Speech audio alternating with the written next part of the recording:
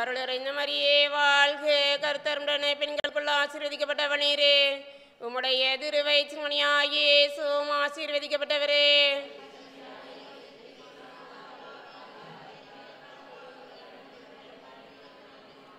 அருளிறைந்த மரியே வாழ்க. கர்த்தருடனே பெண்களுக்குள் ஆசீர்வதிக்கப்பட்டவள் நீரே. உம்முடைய திருவயிற்றின்கனியாகிய இயேசுவும் ஆசீர்வதிக்கப்பட்டவரே.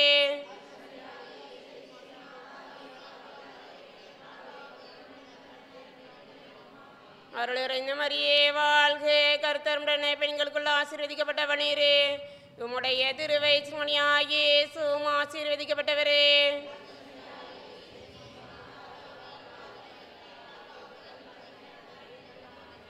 அருளிறைந்த மரியே வாழ்க. கர்த்தருடனே பெண்களுக்குள் ஆசீர்வதிக்கப்பட்டவள் நீரே.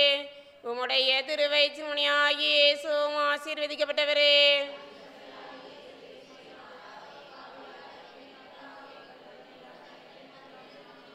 பிதாக்கும் சனுக்கும் பரிசுத்த ஆவிக்கும் மகிமை உண்டாவதாக.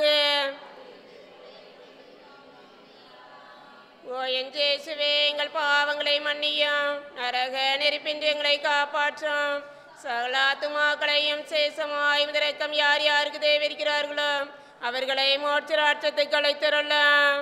கர்த்தர் கோவிலில் காணிக்கையாக ஒப்புக் கொடுக்கப்பட்டதை தியானித்து கீழ்ப்படிதல் என்கிற புண்ணியத்தை கேட்போமாக.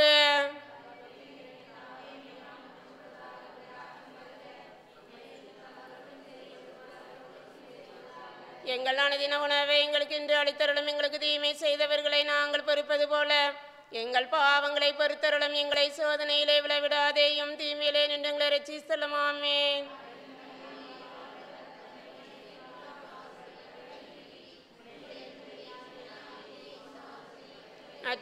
மரியாயே, சர்வேசனுடைய மாதாவே, பாவிகளாக இருக்கிற எங்களுக்காக இப்பொழுதும் எங்கள் மரண நேரத்திலும் வேண்டிக் கொள்ளும். ஆமென்.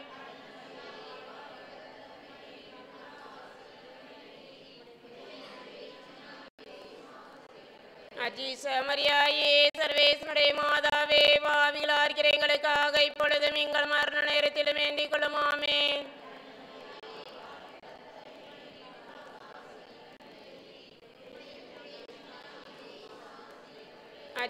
மரியாயே, சர்வேசனுடைய மாதாவே, பாவிகளாக இருக்கிற எங்களுக்காக இப்பொழுதும் எங்கள் மரண நேரத்திலும் வேண்டிக் கொள்ளும். ஆமென்.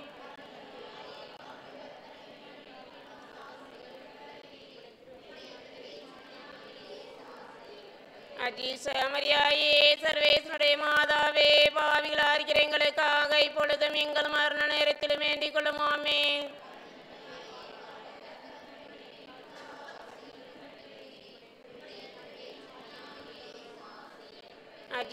மரியாயே, சர்வேசனுடைய மாதாவே, பாவிகளாக இருக்கிற எங்களுக்காக இப்பொழுதும் எங்கள் மரண நேரத்திலும் வேண்டிக் கொள்ளும். ஆமென்.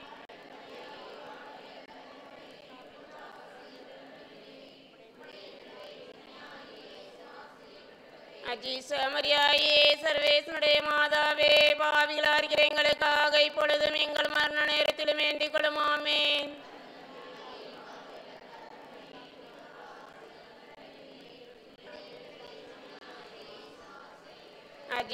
மரியாயே, சர்வேசனுடைய மாதாவே, பாவிகளாக இருக்கிற எங்களுக்காக இப்பொழுதும் எங்கள் மரண நேரத்திலும் வேண்டிக் கொள்ளும். ஆமென்.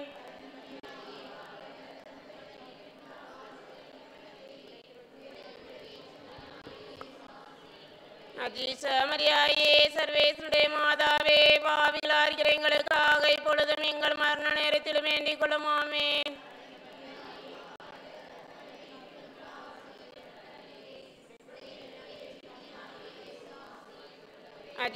மரியாயே, சர்வேசனுடைய மாதாவே, பாவிகளாக இருக்கிற எங்களுக்காக இப்பொழுதும் எங்கள் மரண நேரத்திலும் வேண்டிக் கொள்ளும். ஆமென்.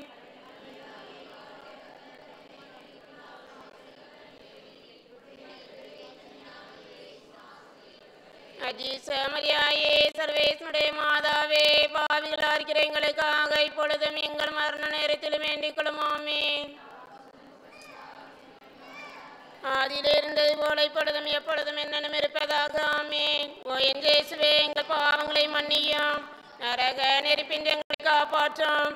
சகல ஆத்துமாக்களையும் சேசமாயும் இரக்கம் யார் யாருக்கு தேவையிருக்கிறார்களோ அவர்களை மோட்ச ராட்சத்துக்கு அழைத்தருளலாம். 12 வயதில் காணாமல் போன கர்த்தரை தேவாலயத்தில் கண்டு கொண்டதை தியானித்து சர்வேசனுடைய சித்தத்தை தேடும் வரத்தை கேட்போமாக.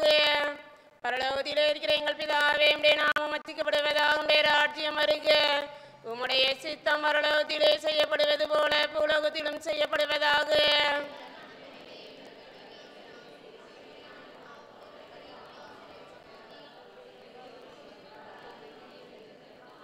அருளிறைந்த மரியே வாழ்க, கர்த்தர் உடனே பெண்களுக்குள் ஆசீர்வதிக்கப்பட்டவள் நீரே. உம்முடைய திருவயிற்றுமணியாகிய இயேசுவும் ஆசீர்வதிக்கப்பட்டவரே.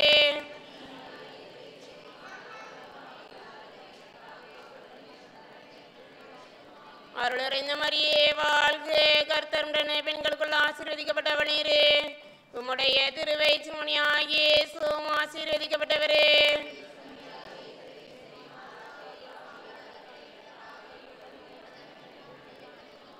அருளிறைந்த மரியே வாழ்க, கர்த்தர் உடனே பெண்களுக்குள் ஆசீர்வதிக்கப்பட்டவள் நீரே. உம்முடைய திருவயிற்றுமணியாகிய இயேசுவும் ஆசீர்வதிக்கப்பட்டவரே.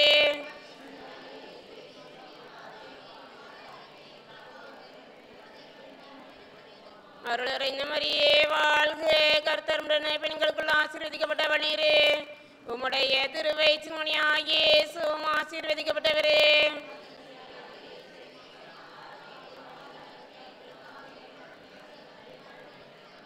அருளிறைந்த மரியே வாழ்க, கர்த்தர் உடனே பெண்களுக்குள் ஆசீர்வதிக்கப்பட்டவள் நீரே.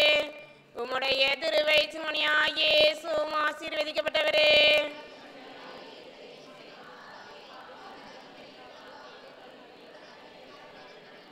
அருளிறைந்த மரியே வாழ்க, கர்த்தர் உடனே பெண்களுக்குள் ஆசீர்வதிக்கப்பட்டவள் நீரே. உம்முடைய திருவயிற்றுமணியாகிய இயேசுவும் ஆசீர்வதிக்கப்பட்டவரே.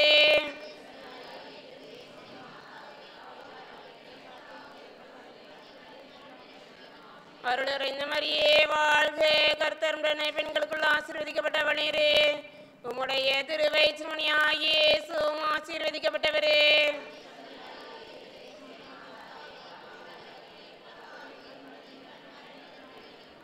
அருளிறைந்த மரியே வாழ்க, கர்த்தர் உடனே பெண்களுக்குள் ஆசீர்வதிக்கப்பட்டவள் நீரே.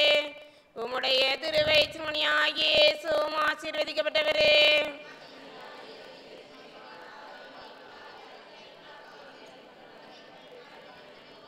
அருளிறைந்த மரியே வாழ்க, கர்த்தர் உடனே பெண்களுக்குள் ஆசீர்வதிக்கப்பட்டவள் நீரே. உம்முடைய திருவயிற்றுமணியாகிய இயேசுவும் ஆசீர்வதிக்கப்பட்டவரே.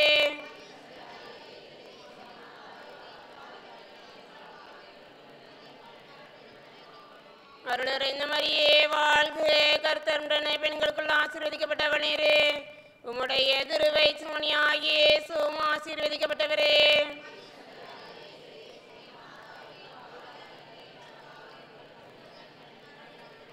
பிதாக்கும் சனுக்கும் பரிசுத்த ஆவிக்கும் மகிமை உண்டாவதாக. ஓ என் இயேசுவே, எங்கள் பாவங்களை மன்னியும், நரக நெருப்பின் எங்களை காப்பாற்றும். சகல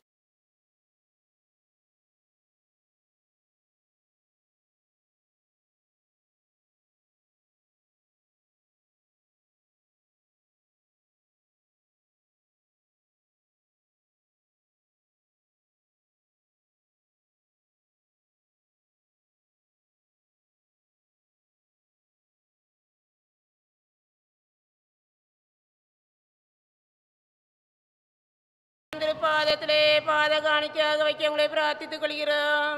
பரலோகத்தில் இருக்கிற எங்கள் பிதாவே, உம்முடைய நாமம் அர்ச்சிக்கப்படுவதாக, உம்முடைய ராஜ்யம் வருக. உம்முடைய சித்தம் பரலோகத்திலே செய்யப்படுவது போல பூலோகத்திலும் செய்யப்படுவதாக.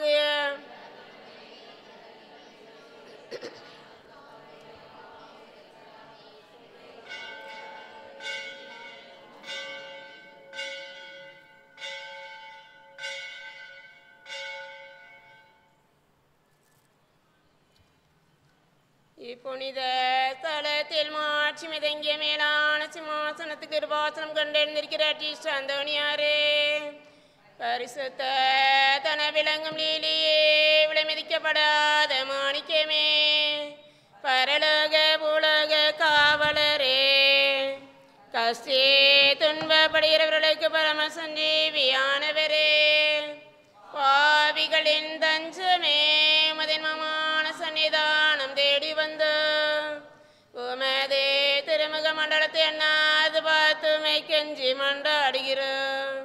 மகா சிரவணம் வருந்தியாட்சி சந்தோனியாரே, சூரத்தனமுள்ள மெய்ப்பரே, பசாசுகளை மிரட்டி ஓட்டுபவரே, திருச்சபையின் கருணையின் கண்ணாடியானவரே, இவ்வுலகில் எங்கள் ஆதரவு நீரல்லவோ, எங்கள் தஞ்சமும் நீரல்லவோ, எங்கள் சந்தோஷம் நம்பிக்கையும் பாக்கியமும் நீரல்லவோ.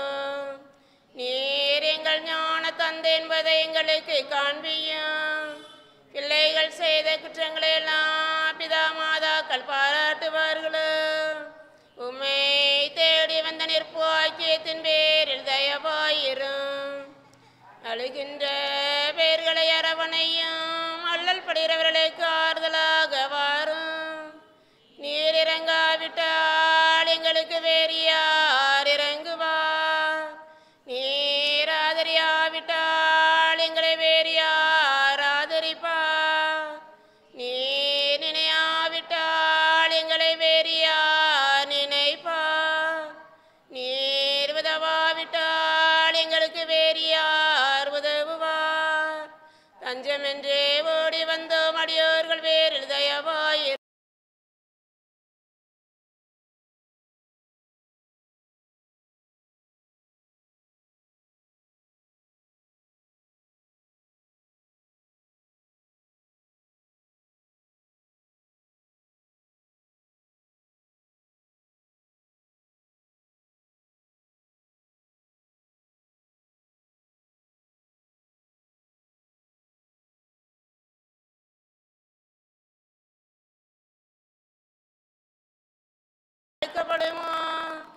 எங்கள் யாத்திரைகள் பலனற்றதாய் போகுமோ? எங்கள் அடைவை கண்ணீர் உடைய திரு இருதயத்தை உருக்காது போகுமோ? அப்படியாகுமோ? ஐயா எங்கள் அன்பான தகப்பனே, எங்களை முழுவதும் ஒப்புக்கொடுக்கிறோம். எங்களை கையேற்றுக் கொண்டு ஆசீர்வைத்தலும் அன்பான தகப்பனே. ஆமென்.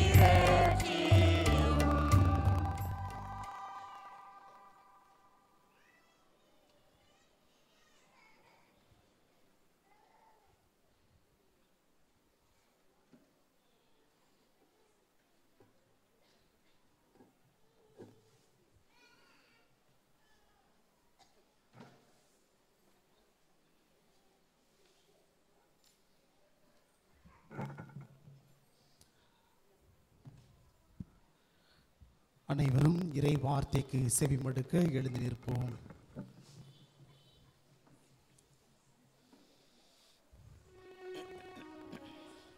ஆண்டவர் உங்களோடு இருப்பாராக.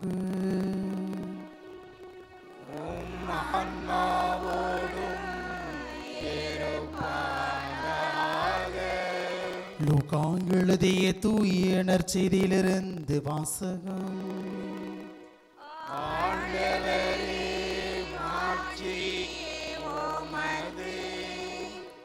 அதிகாரம் 10, இறை வார்த்தைகள் 27 முதல் 37 முடிய.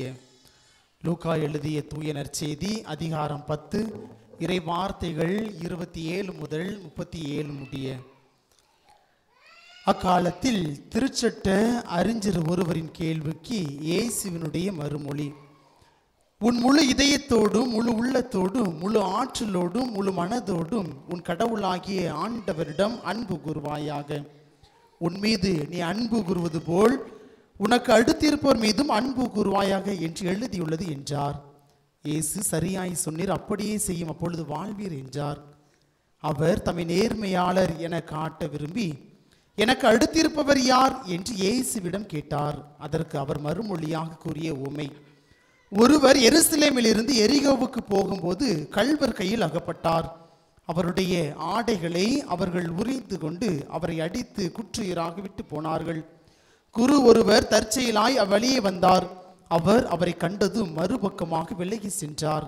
அவ்வாறே லேவியர் ஒருவரும் அவ்விடத்துக்கு வந்து அவரை கண்டதும் மறுபக்கமாய் விலகி சென்றார். ஆனால் அவ்வழியே பயணம் செய்து கொண்டிருந்த சமாரியர் ஒருவர் அருகில் வந்து அவரை கண்டபோது அவர் மீது பரிவு கொண்டார். அவர் அவரை அணுகி காயங்களில் திராட்சை மதுவும் எண்ணெயும் வார்த்து அவற்றை கட்டி தாம் பயணம் செய்த விலங்கின் மீது ஏற்றி ஒரு சாவடிக்கு கொண்டு போய் அவரை கவனித்து கொண்டார். மறுநாள் 2 தெனாரியத்தை எடுத்து சாவடி பொறுப்பாளரிடம் கொடுத்து, இவரை கவனித்து கொள்ளும், இதற்கு மேல் செலவானால் நான் திரும்பி வரும்பொழுது உமக்கு தருவேன் என்றார். கள்வர் கையில் அகப்பட்டவருக்கு இம்மூவருள் எவர் அடுத்திருப்பவர் என உமக்கு தோன்றுகிறது என்று இயேசு கேட்டார். அதற்கு திருச்சட்ட அறிஞர், அவருக்கு இரக்கம் காட்டியவரே என்றார். இயேசு, நீரும் போய் அப்படியே செய்யும் என்று கூறினார். ஆண்டவரின் அருள்வாக்கு.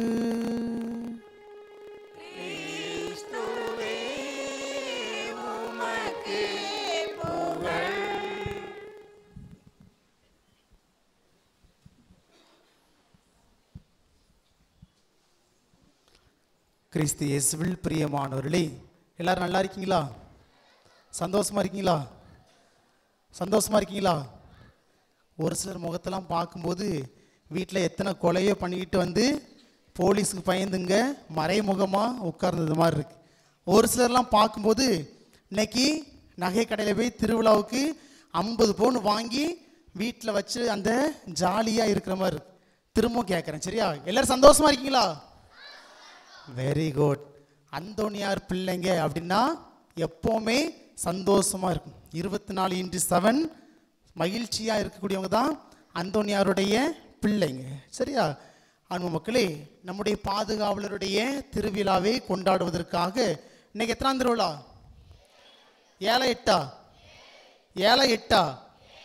7ஆம் திருவிழா நவ நாளாக இந்த நாளிலே நாம் சிறப்பித்து கொண்டிருக்கின்றோம். உங்களெல்லாம் பார்க்கின்ற பொழுது எனக்கு மிக்க மகிழ்ச்சியாக இருக்கின்றது. நான் பிரசங்கத்துக்கு என்ன சொல்லலாம்னு நினச்சிட்டு ஒரு தீமோட வந்தேன்.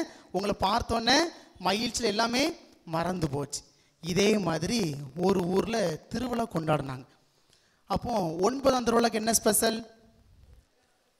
சாயங்காலம் போனோமே வழிபாடு, வெஸ்பிரஸ் மாலை ஆராதனை. திருவிழா முடிஞ்சு மாலை ஆராதனை முடிஞ்சு ஒரு சைட்லாம் குட்டீஸ் வண்டுகள்லாம் இருக்கிறாங்கல்ல, நம்ம குட்டீஸ்லாம் அப்படியே பார்த்து பேசி சிரிச்சுட்டே இருக்கிறாங்க. Nowadays I don't like this kind of treatment, what is this அப்படின்னு ஏதோ ஒரு மொட்டை கான்வென்ட் ஸ்கூலில் படித்து இங்கிலீஷில் அவங்கள பேசி அப்படி மகிழ்ந்துட்டே இருக்கிறாங்க சின்ன பிள்ளைங்களாம் ஒரு சைடு. இன்னொரு புறம் பார்த்தோம் அப்படின்னா வாலி பசங்க ஆலயத்தினுடைய முன்வாசலும் பின்வாசலும் நகத்தை கடிச்சிட்டு அங்கேயும் ஓடிக்கிட்டே இருக்காங்க. ச்சே, மொக்க ஃபிகர்லாம் கோவிலுக்கு வந்துட்டு ஏன் ஃபிகர் இன்னும் காணுமாடா அப்படின்னு ஆலயத்தினுடைய முன்வாசல் பின்வாசலும் நகத்தை கடிச்சுக்கிட்டு ஓடிட்டே இருக்கிறான் நம்ம அண்ணமாரு ஒரு பக்கத்தில்.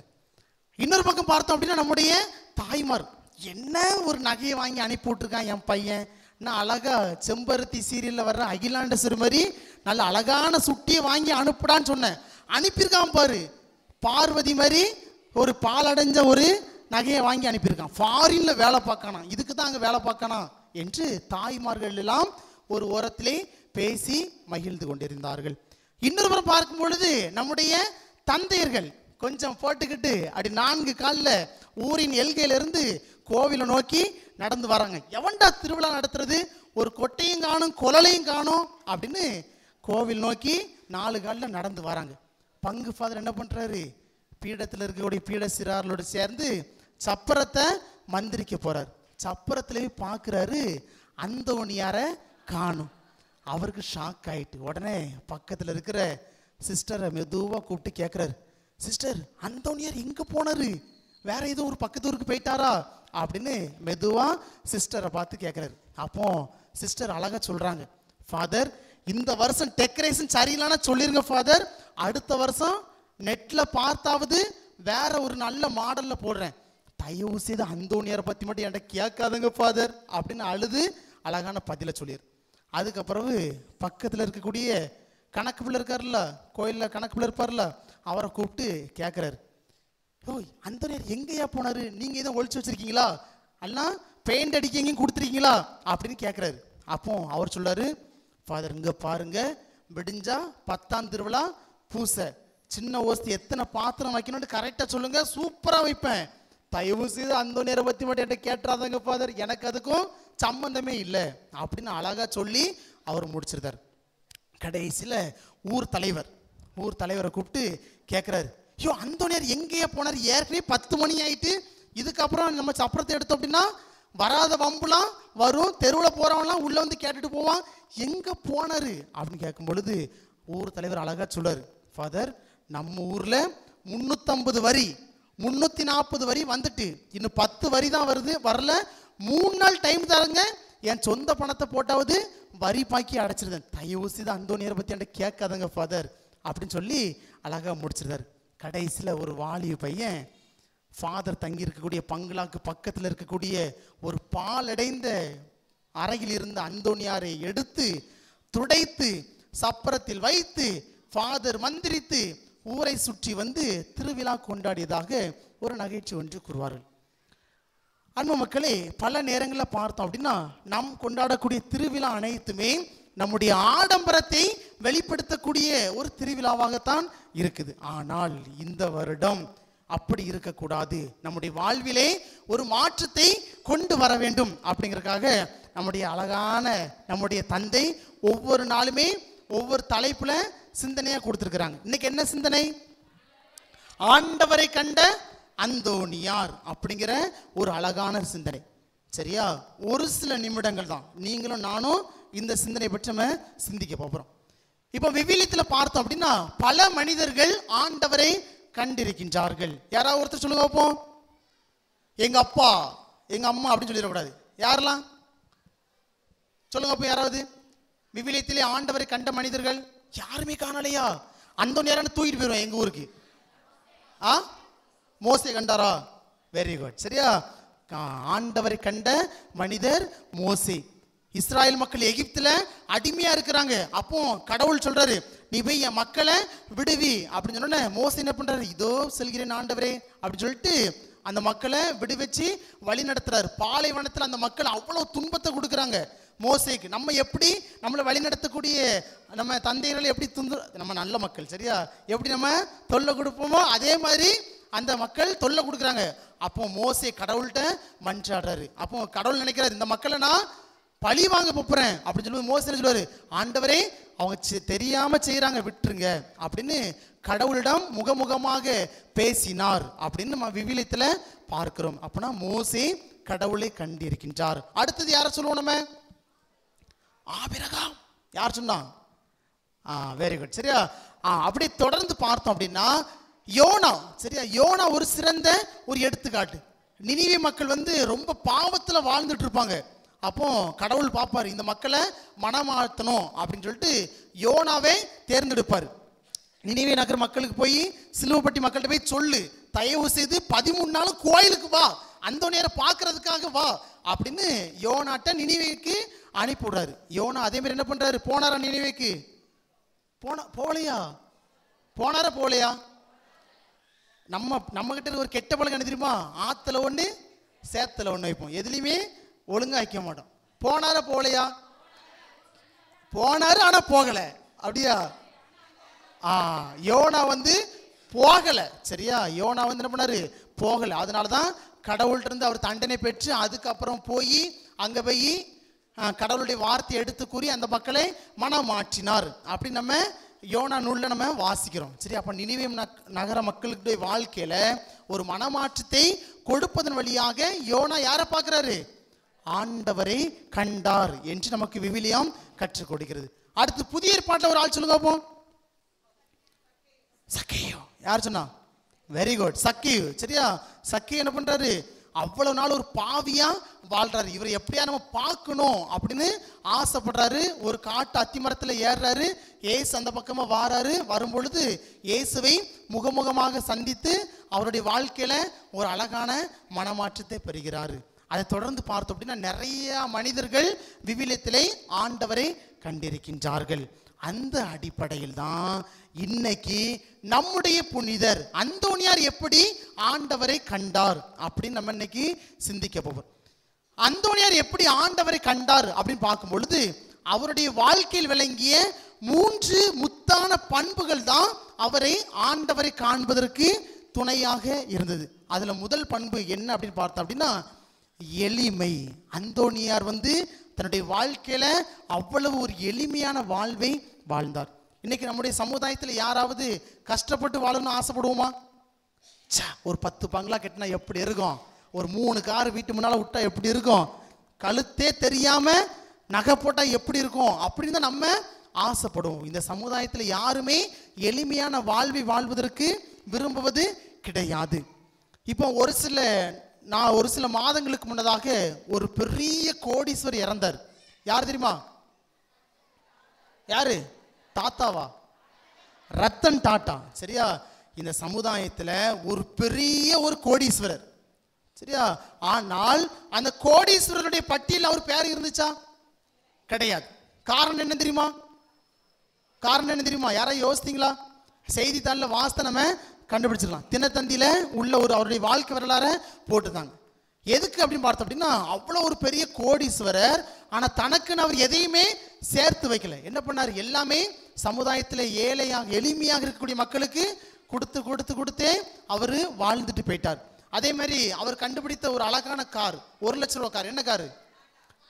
டாடா நானோ கார். சரியா? அந்த காருக்கு ஒரு வரலாறு சொல்றாங்க. என்ன அப்படின்னா ஒரு முறை அவரு கார்ல போயிட்டு இருந்திருக்கிறாரு. அப்போ ஒரு ஃபேமிலியில நம்ம போகல, 7 பேர் ஒரு பைக்ல போகும்ல, குட்டிஸ் எல்லாம் சேர்த்து ஒரு பைக்ல போகல. அதே மாதிரி ஒரு ஃபேமிலி சிக்னல்ல நின்று அப்போ அவர் பார்க்கிறாரு. அப்போ நான் தயாரித்த காரு நிறுவனங்கள் எல்லாமே வசதி படைத்தவன் தானே வாங்கி சந்தோஷமா இருக்கிறான். இப்படிப்பட்ட ஏழை மக்கள் எப்படி என்னுடைய தயாரிப்புல வாழ முடியலையே அப்படின்னு அவரு சிந்திக்கிறாரு. சிந்தித்து அவர் தயாரித்த ஒரு கார் தான் டாட்டா நானோ கார், 1 லட்சம் ரூபாய் கார். எளிமையான ஏழை மக்களும் பயனடைய வேண்டும் அப்படிங்கிற ஒரு கரிசனையில் உருவாக்கிய கார். அதனால தான் இந்த சமுதாயத்தில் எவ்வளோ கோடீஸ்வரன் இறந்திருக்கிறான்.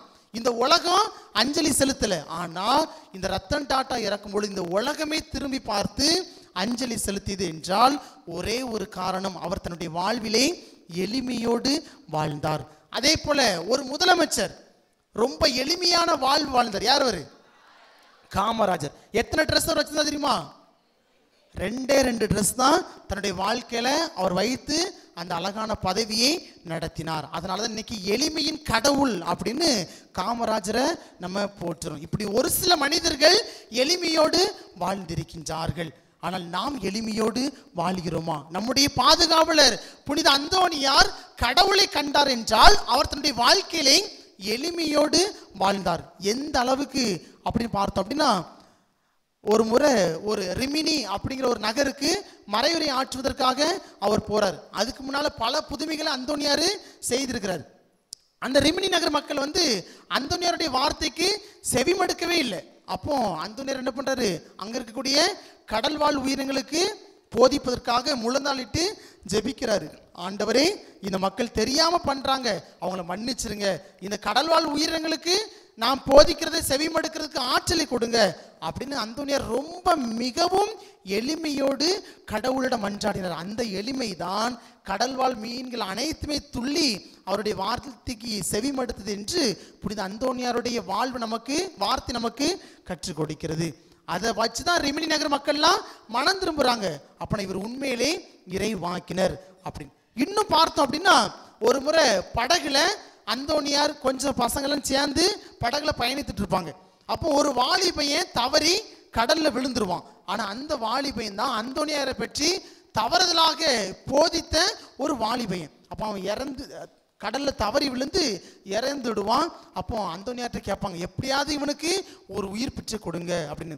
அந்தோனியார் அப்பொழுதும் கூட கடவுளிடம் முழந்தாள் இட்டு அந்த வாலிபனுக்காக பரிந்து பேசுகின்றார். இவன் செய்வது தெரியாமல் செய்து விட்டான், இவனுக்கு ஒரு புது வாழ்வை கொடும் என்று தன்னை முழுமையாக எளிமையான ஒரு தாழ்வு நிலைக்கு கொண்டு போய் அந்த வாலிபனுக்காக பரிந்து பேசியதனால்தான் அந்த வாலிபன் உயிர் பெற்று எழுந்தான். இது அந்தோனியாருடைய வாழ்வில் நடந்த ஒரு புதுமையாக இருக்கிறது.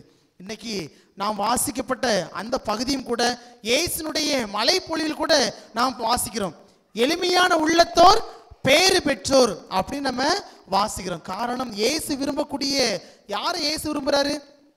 எளிமையான வாழ்க்கை வாழக்கூடிய மனிதர்கள் தான். ஒரு சில நாட்களுக்கு முன்னதாக நம்ம கிறிஸ்துமஸ் விழா கொண்டாடணும். அப்போ இங்க என்ன வச்சிருந்திருப்போம்? மாட்டு தொழுவத்தை நம்ம வச்சிருப்போம். அது 25ஆம் தேதி மட்டும்தான் மாட்டு தொழுவத்தை உள்ள வைப்போம். அதுக்கு ஒரு மாட்டு தொழுவம் எங்க கிடக்கும்? ஊருக்கு வெளியில கிடக்கும். ஆனால் இயேசு அதை தான் தேர்வு செய்கின்றார். காரணம், எளிமையினுடைய ஒரு மறுபிறப்பு. அதே போல இயேசு பிறந்த உடனே யாருக்கு காட்சி கொடுக்கப்பட்டது? யாருக்கு காட்சி கொடுக்கப்படுது? இடையர்கள், எளிமையான வாழ்க்கை வாழ்ந்த இடையர்களுக்கு தான் இயேசு பிறந்த அந்த முதல் காட்சி கொடுக்கப்பட்டது. அப்படி என்றால் யாரெல்லாம் எளிமையான வாழ்க்கை வாழ்கின்றோமோ அவர்கள் ஆண்டவரை கண்டு கொள்ள முடியும் அப்படிங்கிற முதல் பாடம் இன்னைக்கு நம்ம யோசித்து பார்க்கிறோம். நான் இன்னைக்கு எளிமையான வாழ்க்கை வாழ்றேன்னா, திருவிழா காலத்துல தான் ஜோயாலுகாசு, கல்யாண் ஜுவல்லர்ஸ்லாம் நம்ம கோவில்ல பார்க்க முடியுது. அதே மாதிரி 25,000 ரூபாய் 30,000 ரூபாய்க்கு பட்டு நம்ம வாங்குவோம். பிள்ளைங்களை என்ன பண்ணுவோம்? எனக்கு இந்த ட்ரெஸ் வாங்கி தரல, நான் பூசைக்கே வர மாட்டேன், நீ போயிட்டு வா, நான் வீட்டில் தூங்கிக்கிறேன். சாமியார் கேட்டாருன்னு சொல்லி என் பிள்ளைக்கு வைத்தால போதுன்னு சொல்லு அப்படின்னு நம்ம சொல்லி விடுவோம். சரியா? ஆனால் அந்தோனியார் எளிமையோடு வாழ்ந்ததனால்தான் அவரால் கடவுளை காண முடிந்தது. இரண்டாவதாக பார்க்கின்ற பொழுது அந்தோனியார் எப்படி கடவுளை கண்டார் அப்படின்னு பார்த்தோம் என்றால், தன்னுடைய வாழ்விலே அவர் நேர்மையான ஒரு மனிதராக இருந்தார். இன்னைக்கு நம்முடைய சமுதாயத்தில் பார்த்தோம் அப்படின்னா, நாம் நேர்மையோடு இருக்கிறோமா அப்படின்னு சிந்தித்து பார்க்க வேண்டும். ஒரு சில வருடங்களுக்கு முன்னதாக ஒரு நீதிபதி ஒரு தலைவருக்கு எதிராக உண்மையான நீதியை வெளிப்படுத்தினார். யார் அவரு? சொல்றவங்களுக்கு மொபைல் பரிசா கொடுத்துடலாம். சரியா? சொல்றவங்களுக்கு மொபைல் பரிசா கொடுத்துடலாம். நான் மொபைல் ஆனா இதுல வச்சிருந்தேன், சொல்லிட்டு வந்து எடுத்துட்டு போயிடலாம். சொல்லுங்க பார்ப்போம். ஒரு சில ஆண்டுகளுக்கு முன்னதாக ஒரு தலைவருக்கு எதிராக ஒருத்தர் உண்மையான நீதியை சொன்னார். ஒரு நீதிபதி. யார் அவர்? ஹார்ட்வேரா? யாரு? சொல்றவங்களுக்கு பரிசு கொடுத்துடலாம். சரியா? மொபைலை நான் இங்கே வச்சிருந்தேன் அப்பா.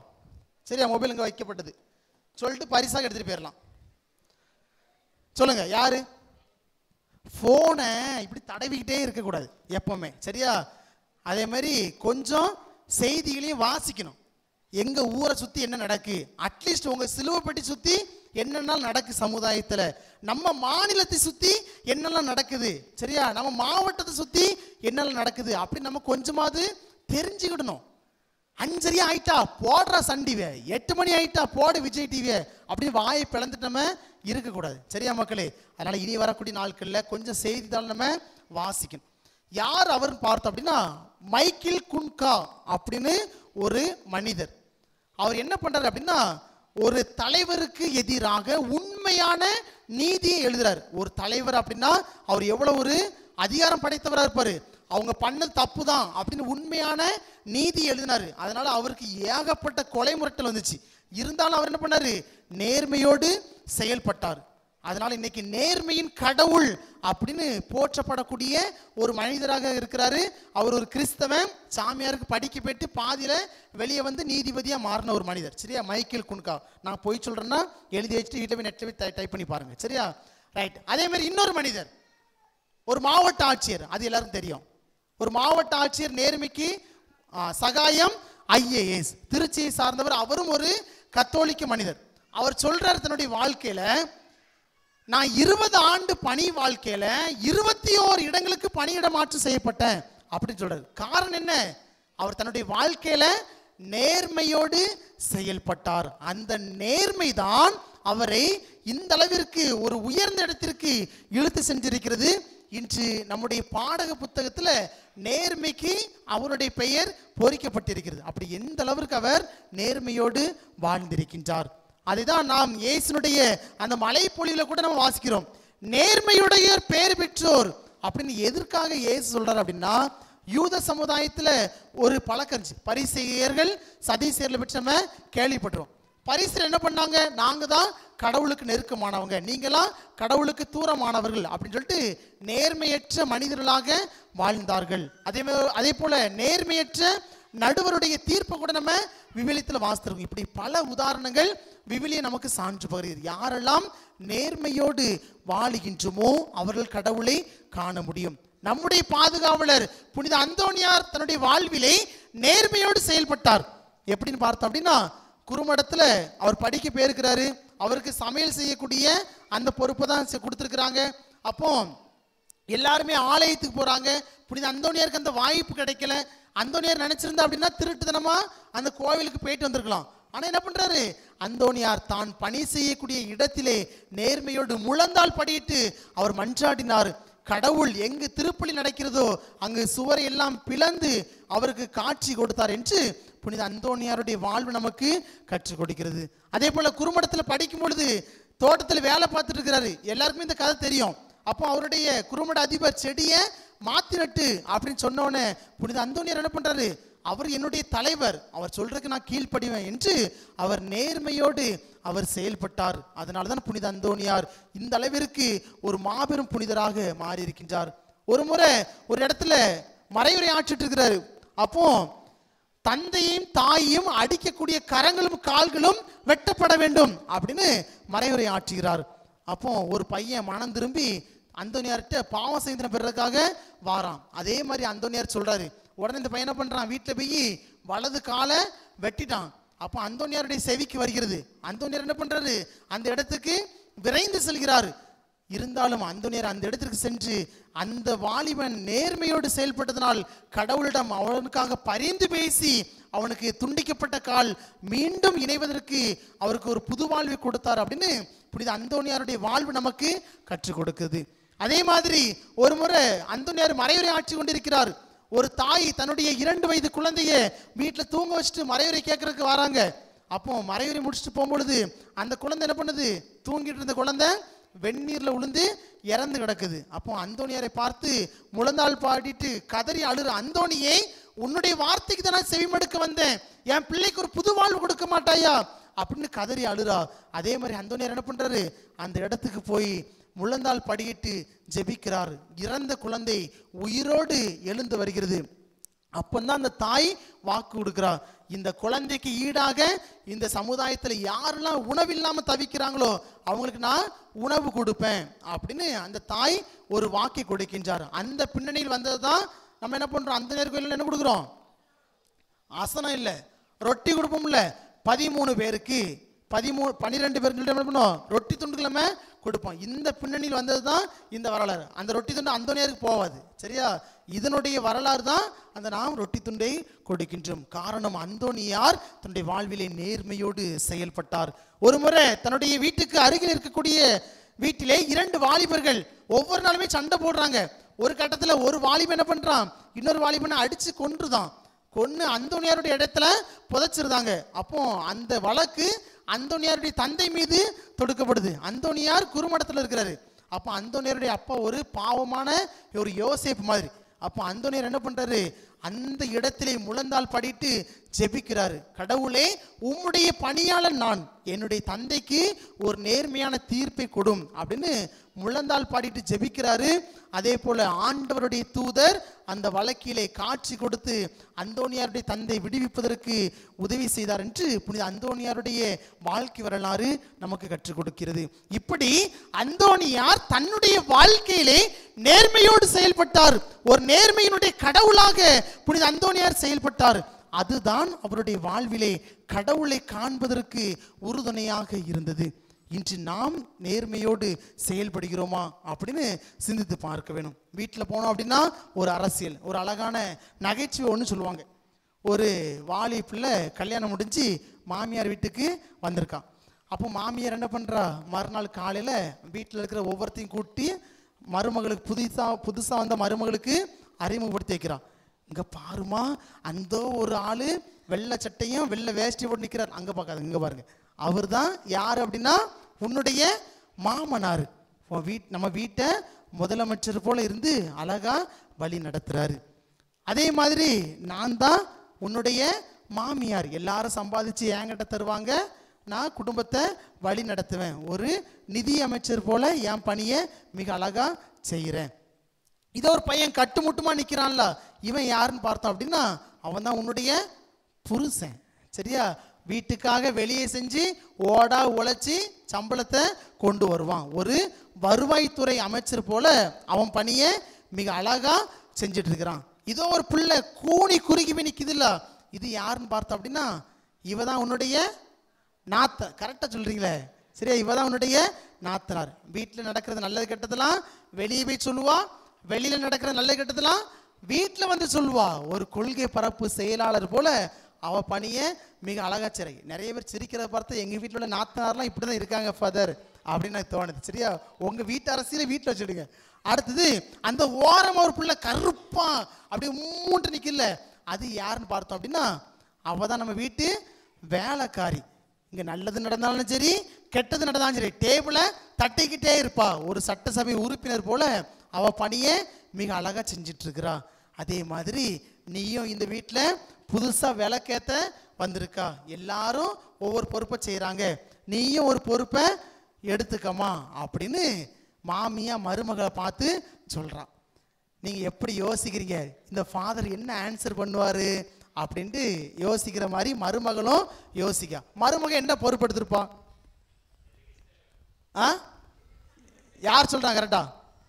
வெரி குட், அவங்க கரெக்டா சொன்னாங்க. சரியா, அவங்க சொன்னது மாதிரியே மருமக என்ன பண்றா, யோசிக்கிறா. யோசிச்சுட்டு அத்தை எல்லாருமே உங்க பொறுப்பை மிக அழகா செஞ்சுட்டு இருக்கிறீங்க, இனி புதுசா எடுக்கிறதுக்கு ஒரு பொறுப்பும் கிடையாது, அதனால எதிர்கட்சி தலைவராகவே நான் இருந்துகிறேன் அப்படின்னு மருமகா மாமியாரை பார்த்து கூறியதாக ஒரு நகைச்சுவை கூறுவார்கள்.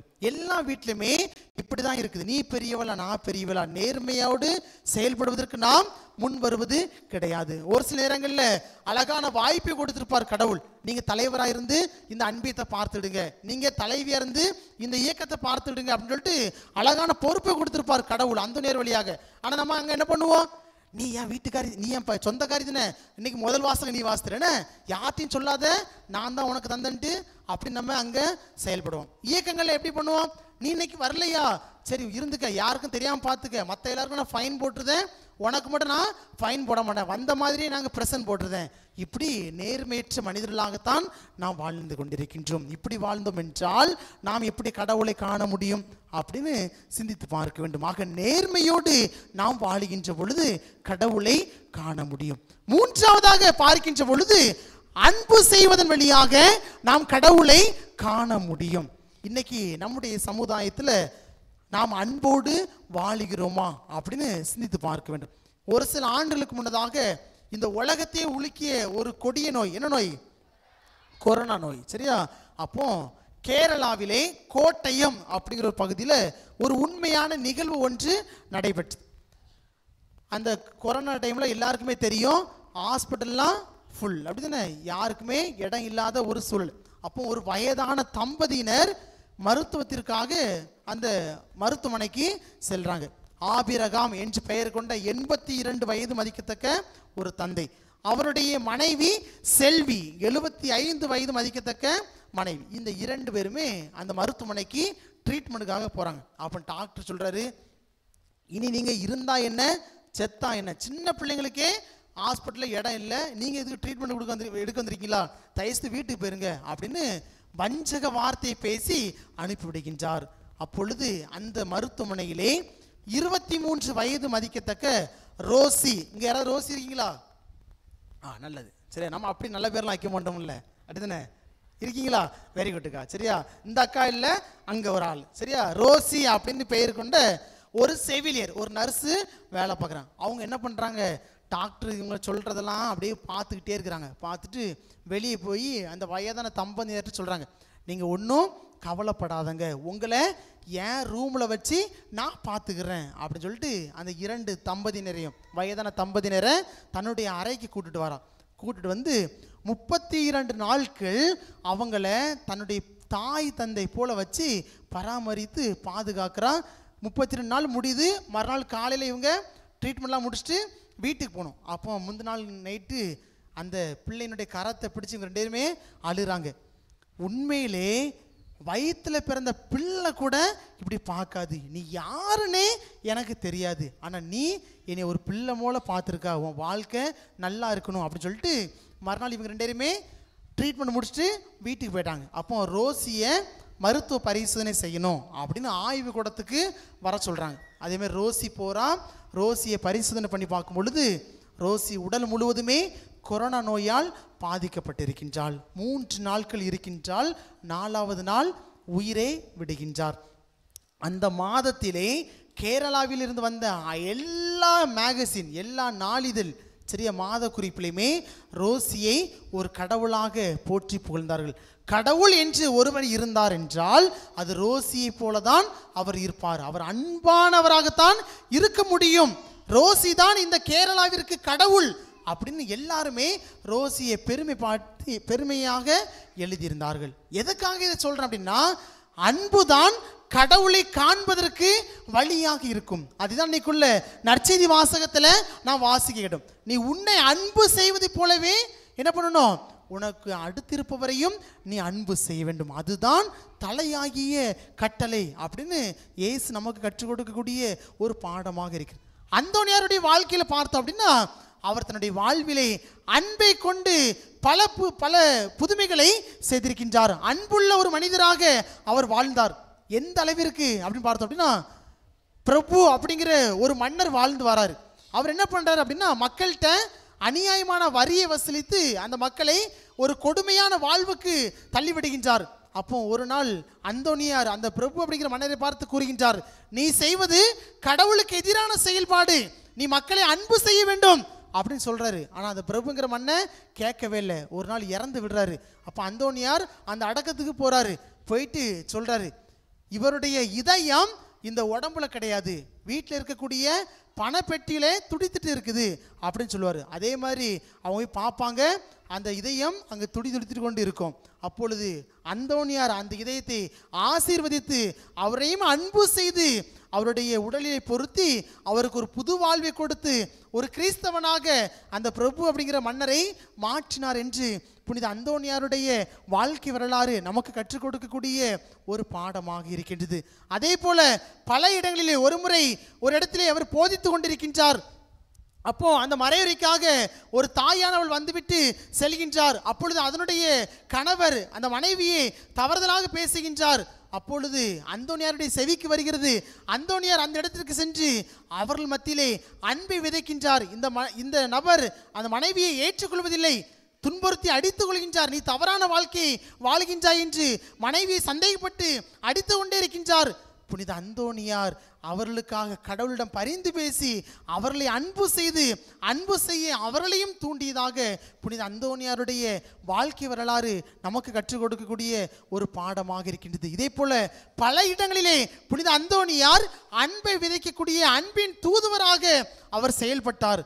அதுதான் அவருடைய வாழ்விலே கடவுளை காண்பதற்கு உறுதுணையாக இருந்தது என்று புனித அந்தோனியாரினுடைய வாழ்க்கை வரலாறு நமக்கு கற்றுக் கொடுக்கிறது. இன்னைக்கு நம்ம யோசித்து பார்க்கணும், நான் மற்றவரை அன்பு செய்கிறேனா அப்படின்னு யோசித்து பார்க்கணும். ஒரு அழகான ஒரு நகைச்சுவை ஒன்று கூறுவார்கள்.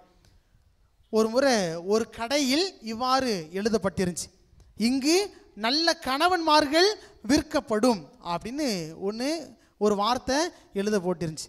அப்போ ஊரில் நிறைய பேர் கல்யாணம் முடிக்காமல் இருப்பாங்கல்ல, வயசான காலத்தில் பெண்கள், இளம் பெண்கள், அவங்கள என்ன பண்ணுறாங்க, அள்ளி கட்டிட்டு அந்த கடைக்கு போவோம் வாங்க அப்படின்னு சொல்லிட்டு போகிறாங்க.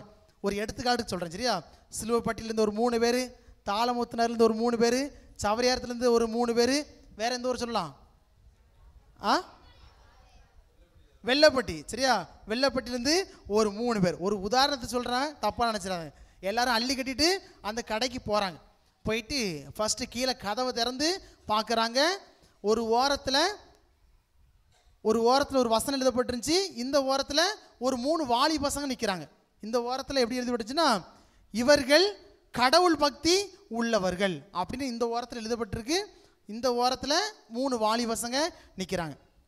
அப்போ மெதுவாக வெள்ளப்பட்டிக்காரி மெதுவாக வெளியே வந்து பார்க்குறா, இன்னொரு ஃப்ளோர் இருக்குது, மேலே பார்த்துட்டு கீழே வரும், கடவுள் பக்தி தானே அப்படின்னு சொல்லிட்டு எல்லாரும் என்ன பண்ணுறாங்க, அடித்து பிறண்டு எங்கே போகிறாங்க, ஃபர்ஸ்ட் ஃப்ளோருக்கு போகிறாங்க. அங்கே போய் கதவை திறந்து அப்படியே பார்க்குறாங்க.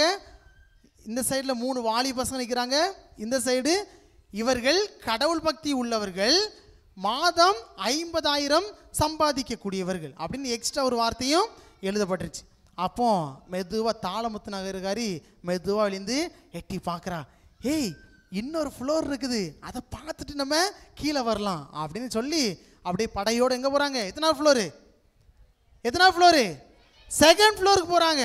அங்கே போய் கதவை திறந்து அப்படி மெதுவாக பார்க்குறாங்க. அதே மாதிரி 3 பசங்க ஓரத்தில் நிற்கிறாங்க. இந்த ஓரத்தில் எழுதலாம் எழுதியிருப்பாங்க, கடவுள் பக்தி உள்ளவர்கள், 2வது மாதம் 50,000 சம்பாதிக்கக்கூடியவர்கள், 3வது என்ன அப்படின்னா மனைவியை கரத்திலே தூக்கி கொண்டே திரிவார்கள் அப்படின்னு எழுதி போட்டுருச்சு சரியா. பார்த்துட்டு அப்படியே மெதுவாக நம்ம சிலுவைப்பட்டிக்காரி தப்பாக நினச்சிட்டாங்க சரியா. மெதுவாக வெளியேந்து எட்டி பார்க்குறா, ஏய் இன்னொரு ஃப்ளோர் இருக்குது, அதை பார்த்துட்டு நம்ம கீழே வருவோம் அப்படின்னு சொல்கிறா. அதே மாதிரி எல்லாருமே என்ன பண்ணுறாங்க, அள்ளி கட்டிட்டு மேலே போகிறாங்க. மேலே போய் பார்க்குறாங்க, அப்படியே மெதுவாக இதோ வந்துட்டேன்னு சொல்லிட்டு கதவை திறந்து பார்க்குறாங்க. அங்கே என்னது, மொட்டை மாடி சரியா. அங்கே மொட்டை மாடி, யாருமே இல்லை.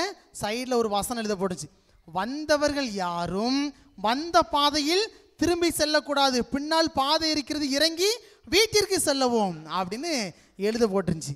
அப்போ எல்லாரையும் பார்த்து ஏமாந்துட்டு போயிட்டாங்க. ஐயோ கிடைச்ச வாய்ப்பை நம்ம அன்போடு ஏற்றி கொண்டிருந்தோம் அப்படின்னா நல்ல வாழ்க்கை பெற்றிருக்கலாமே அப்படின்னு. அன்பு மக்களே, நம்முடைய குடும்பங்களை பார்த்தோம் அப்படின்னா நான் மற்றவரை அன்பு செய்வது கிடையாது, கணவன் மனைவியை அன்பு செய்வது கிடையாது. எனக்கு ஷாஜகான் போல மாப்பிள்ளை இல்லையே, எனக்கு ஐஸ்வர்யா மாதிரி மனைவி கிடைக்கலே என்று ஏக்கத்தோடு நாம் வாழ்ந்து நம்முடைய வாழ்நாட்களை கழித்து விடுகின்றோம். நாம் கணவன் மனைவியை, மனைவி கணவனை முழுமையாக அன்பு செய்ய வேண்டும், அப்பொழுதுதான் நாம் கடவுளை காண வேண்டும். அதே மாதிரி பெற்றோர் பிள்ளைகளை அன்பு செய்ய வேண்டும்.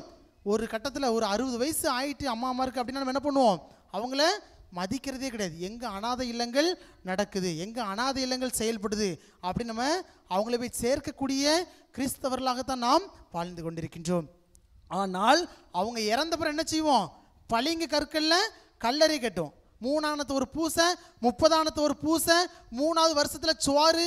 அவங்க இருக்கும் பொழுது அவங்களுக்கு நம்ம சோறு போட மாட்டோம், ஆனால் அவங்க இறந்த பிறகு காடு அடித்து அதேமாரி அவங்களுக்கு சாப்பாடு போட்டு அந்த விழாவை நம்ம கிராண்டாக கொண்டாடக்கூடிய கிறிஸ்தவர்களாகத்தான் நாம் வாழ்ந்து கொண்டிருக்கிறோம். அன்பான மக்களே, பெற்றோரை அன்பு செய்யாதவன், தாய் தந்தையை அன்பு செய்யாதவன் ஒரு நாளுமே கடவுளுடைய ஆசீர்வாதத்தை பெற முடியாது. அதை தான் இன்னைக்கு நாம் நம்முடைய அந்தோனியாரிடமிருந்து கற்றுக்கொள்ள வேண்டும். அன்பின் வழியாக கடவுளை கண்டவர் தான் புனித அந்தோனியார். எனவே அன்பு மக்கள், இன்றைய நாளிலே நாம் சிந்தித்து பார்ப்போம், கடவுளை கண்ட அந்தோனியார் என்று நாம் சிந்தித்து கொண்டிருக்கின்றோம். புனித அந்தோனியாருடைய வாழ்விலே இந்த 3 பண்புகள் முத்தாக விளங்கியது. முதல் பண்பு என்ன பண்பு, கோவிலுக்கு வெளியே உள்ளவங்க சொல்லுங்க, எளிமை. Very good. எளிமையோடு புனித அந்தோனியார் வாழ்ந்தார், அது அவர் கடவுளை பார்ப்பதற்கு வழியாக இருந்தது. இந்த வாசலுக்கு அங்கிட்டு உள்ளவங்க சொல்லுங்க, 2வது பண்பு என்ன பண்பு, நேர்மையோடு அவர் வாழ்ந்தார், அதுதான் கடவுளை காண்பதற்கு அவருக்கு உறுதுணையாக இருந்தது. 3வது பண்பு,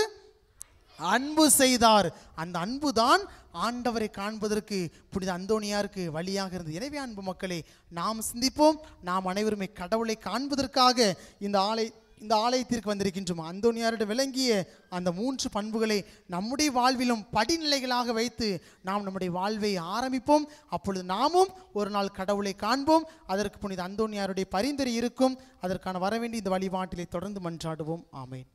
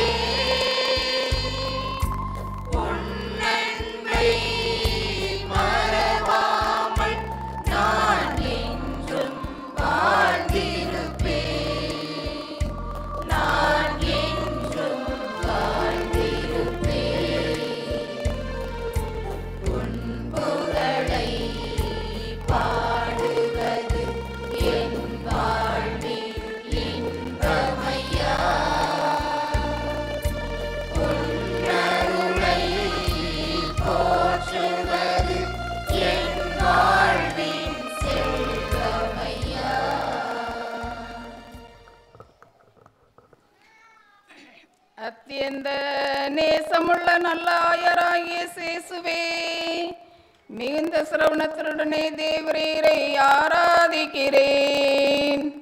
உம்முடைய கட்டளைகளுக்கு விரோதமாய் நினைக்கப்பட்ட பழிக்கான கருத்துகளுக்கும் மனதிற்கொண்ட பொறாமைக்கும் பரிகாரமாக வேத சாட்சிகளின் பொறுமையும் அவர்கள் தங்களை வாதிக்கிறவர்களுக்காக செய்த மன்றாட்டுகளையும் தேவரீருக்கு ஒப்பு கொடுக்கிறேன் சுவாமி.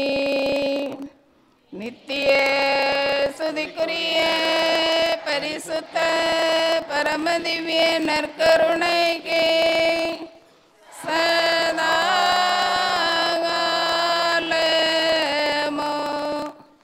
ஆராதனையும் ஸ்துதியும் தோத்திரமும் நமஸ்காரமும் உண்டாக கடவுளே.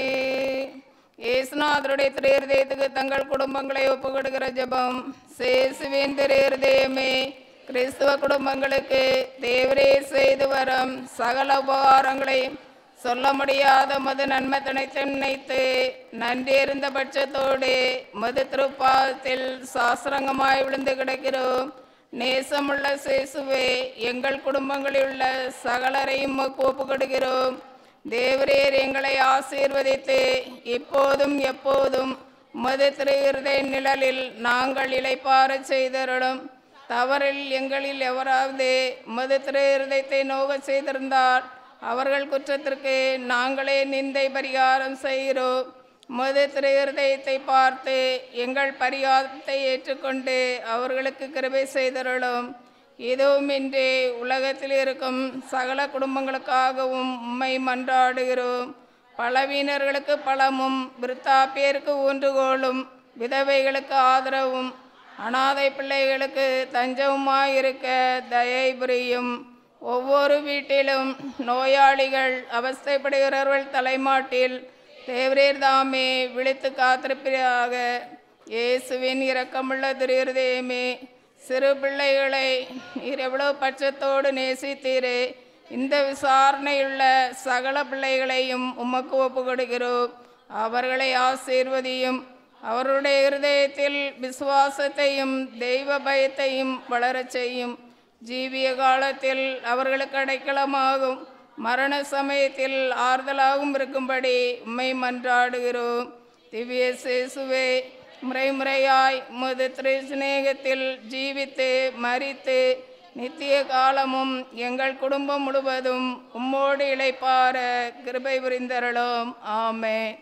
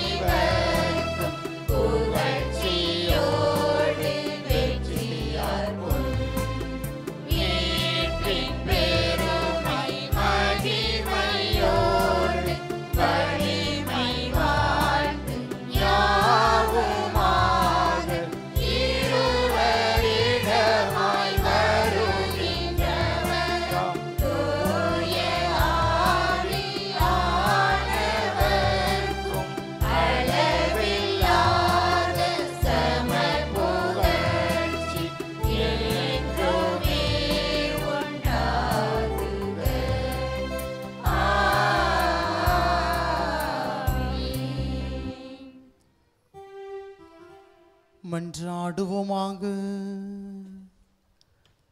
இறைவா, இந்த வியப்புக்குரிய திருவருள் சாதனத்திலே உம்முடைய திருப்பாடுகளின் நினைவை எங்களுக்கு விட்டு செஞ்சு உமது திருவுடல் திரு ரத்தம் இவற்றின் மறைபொருளை வணங்கும் நாங்கள் உமது மீட்பின் பலனை இடைவிடாமல் அனுபவிக்க அருள்வீராக.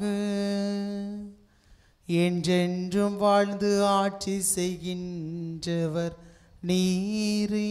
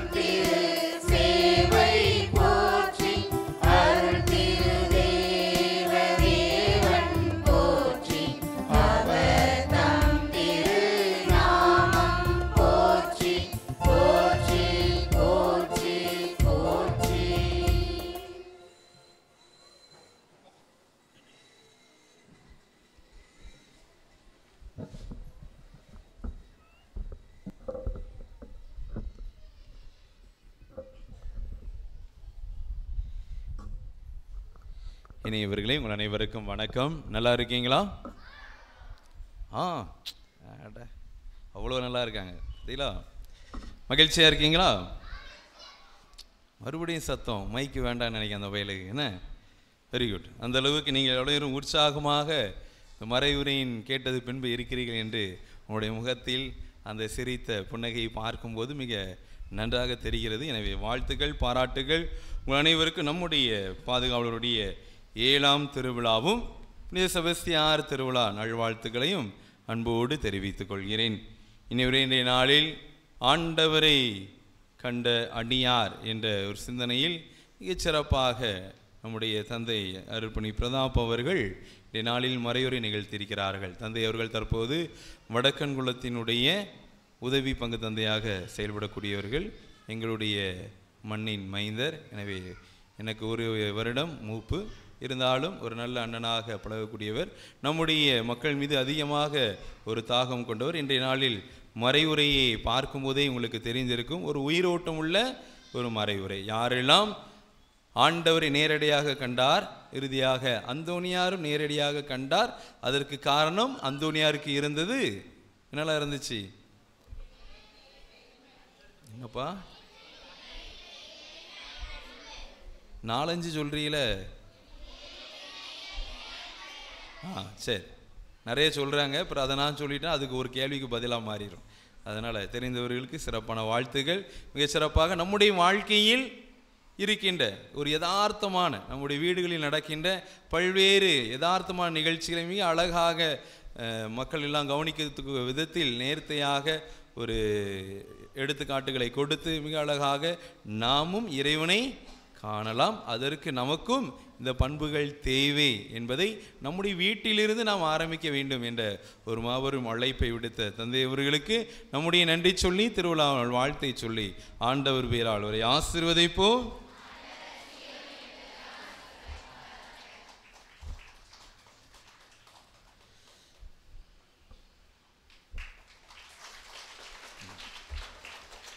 நன்றி தந்தை.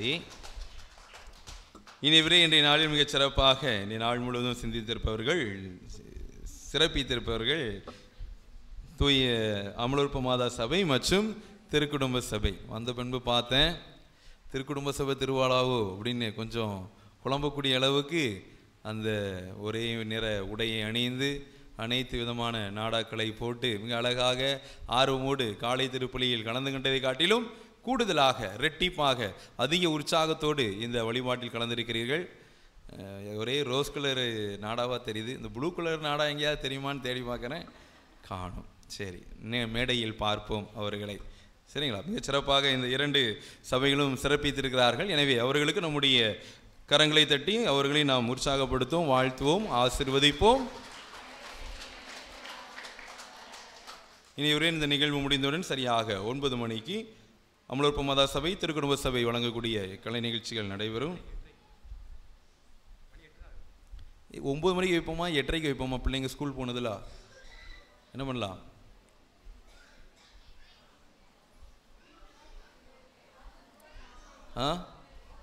அதாவது ஒரு தெரு ப்ரோக்ராமே 2 மணி நேரம் எடுக்கிய, இது ஊருக்கு கூடி ப்ரோக்ராம் நடத்துறிய. எப்போவும் எப்படி விடுவீன்னு தெரியலையே, விடிஞ்சிரும் நினைக்கிறேன். எப்படி 8:30க்கு வைப்போமா?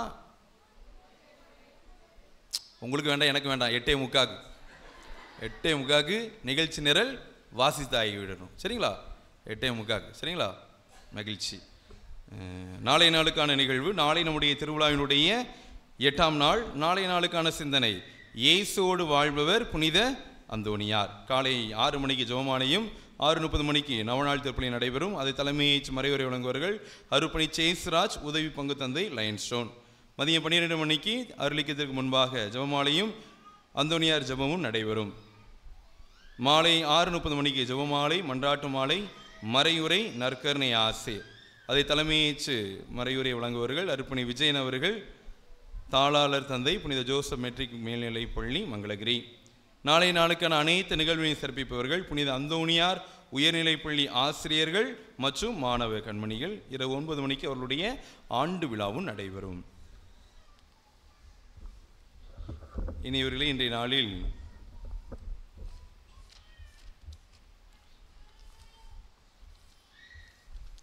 திருக்குடும்ப சபையினர் காணிக்கை பொருளாக கோவிலுக்கு ஒரு மணி, பைபிள் ஸ்டாண்ட் கொடுத்திருக்கிறார்கள். எனவே அவர்களை வாழ்த்துவோம், பாராட்டுவோம். இன்னும் நிறைய பொருட்கள் தேவை இருக்கின்றது. தகவல் பலகையில் அதற்கான விவரங்கள் இருக்கிறது.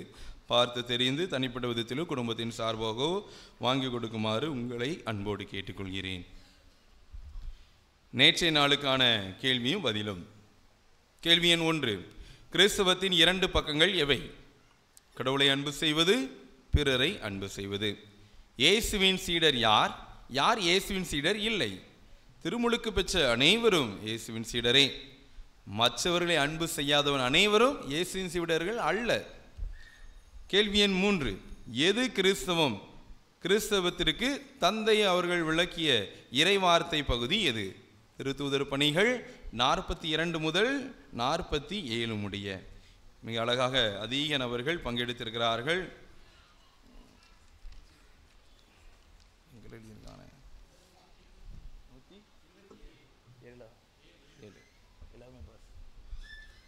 127 பேர் மிகச்சிறப்பாக பங்கெடுத்திருக்கிறார்கள். வாழ்த்துக்கள், பாராட்டுகள். எல்லாருமே ஆல் பாஸ். மீண்டும் சரிங்களா? எல்லாருமே 100% பாஸ் ஆகிறீர்கள். வாழ்த்துக்கள். அவற்றிலிருந்து 3 பேரை தந்தை அவர்கள் தேர்ந்தெடுத்து பரிசு வழங்குவார்கள்.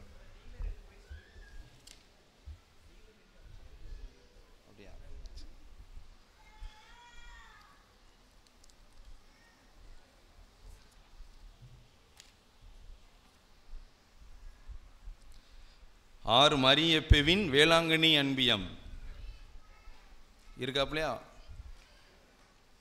இல்லை என்றால் டப்பா வேற ஆளுக்கு போயிடும். அடுத்த எண் பி வசந்த் பார்வரம்மாள் அன்பியம்.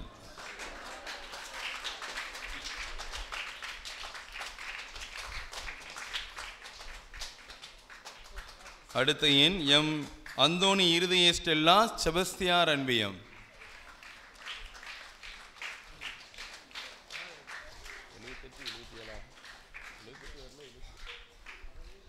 அந்த முதல் நபர் 1, அழைப்பு எண் 2, அழைப்பு எண் 3.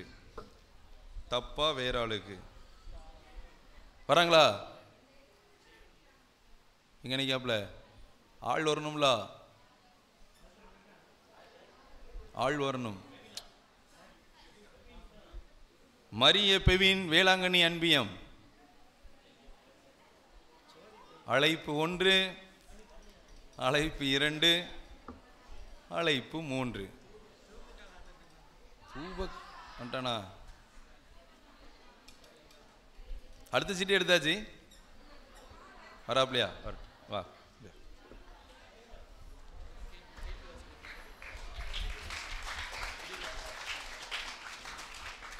இன்றைய நாளுக்கான மறையுரை கேள்வி. இன்றைய நாளில் மறையுரை கேள்வியை எந்த வீட்டு பிரச்சனை அப்படின்னு தான் கேட்கணும். அந்த அளவுக்கு மிக அழகாக நிறைய இதை சொல்லியிருக்காங்க. இருந்தாலும் நம்முடைய அருட்சகோதரர் ஓரளவுக்கு முயற்சி செய்திருக்கிறார்.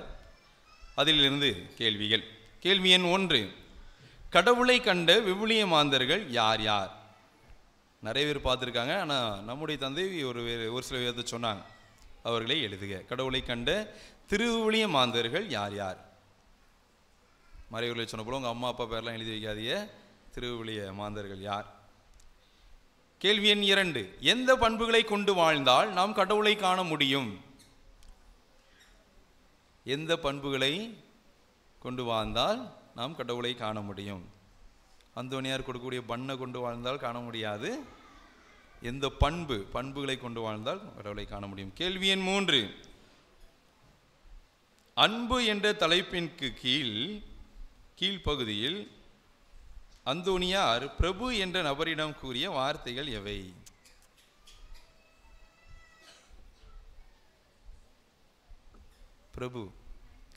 பிரபுட்ட அந்தோனியார் என்ன கூறினார்?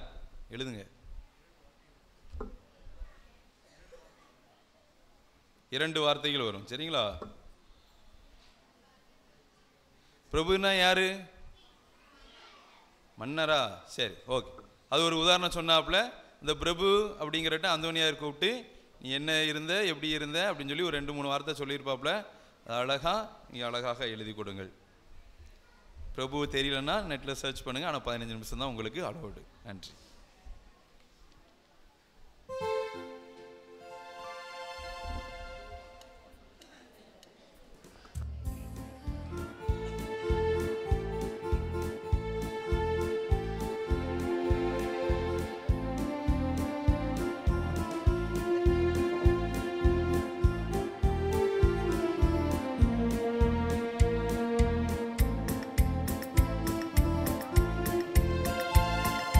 ஓ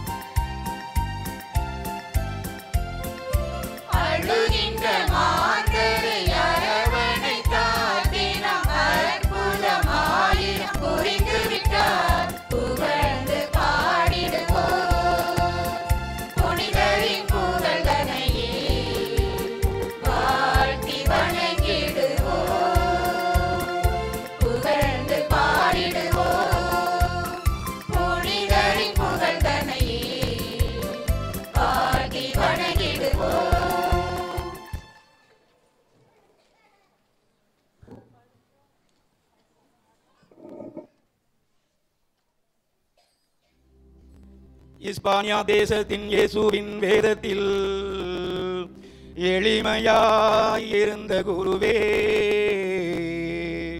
அற்ப பாவம் ஒன்றையும் ஆகாது என்று நீர் அருந்தபசி செய்த குருவே, கற்பமான 40ஆம் நாள் எப்போதும் இயேசுவை காட்சியால் கண்ட குருவே, கல்மலையானதில் கடுவாய் புலிகளையும் கைவசம் அணைத்த குருவே, வல்லதொரு கடல்தனில் வாழ்கின்ற மீனரை வாவென்றழைத்த குருவே, நில்லென்று சொல்லியே நீ சொன்ன புத்தியை நின்றது கேட்கவில்லையா, உன் ஆலயம் மீதினில் வேலை செய்த தச்சனை அந்தரம் நிறுத்தவில்லையா, ஆசீர்வதித்து நீர் கீழே இறக்கவும் இப்புவியோர் அறியவில்லையா, சப்பானி நொண்டிகள் தன்னால் நடக்கவும் தஞ்சமருள் புரியவில்லையா, தந்தைகளை தான் மீட்க 500 காத வழி சடுதியில் வரவும் இல்லையா, கருணை சரி தந்தை அந்தோணிய நேசனே, கமல திலங்கும் அரசே.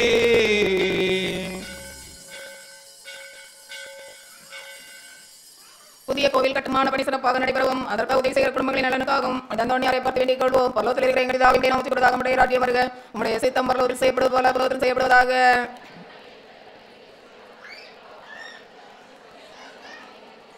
அருள் நிறைந்த மரியாயே வாழ்க, கர்த்தருடனே பெண்கள் ஆசீர்வதிக்கப்பட்டவள் நீரே, உம்முடைய திருவயிற்றின் கனியாகிய இயேசுவும் ஆசீர்வதிக்கப்பட்டவரே.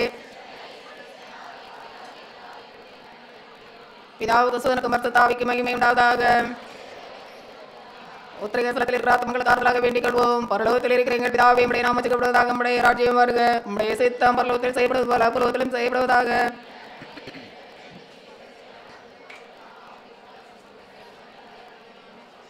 அருள் நிறைந்த மரியாயே வாழ்க, கர்த்தருடனே பெண்கள் ஆசீர்வதிக்கப்பட்டவள் நீரே, உம்முடைய திருவயிற்றின் கனியாகிய இயேசுவும் ஆசீர்வதிக்கப்பட்டவரே. பிதாவுக்கு சுதனுக்கு பரிசுத்த ஆவிக்கு மகிமை உண்டாவதாக. நித்திய சுதிக்குரிய பரிசுத்த பரமதிவ்ய நற்கருணைக்கு சதாகாலமும்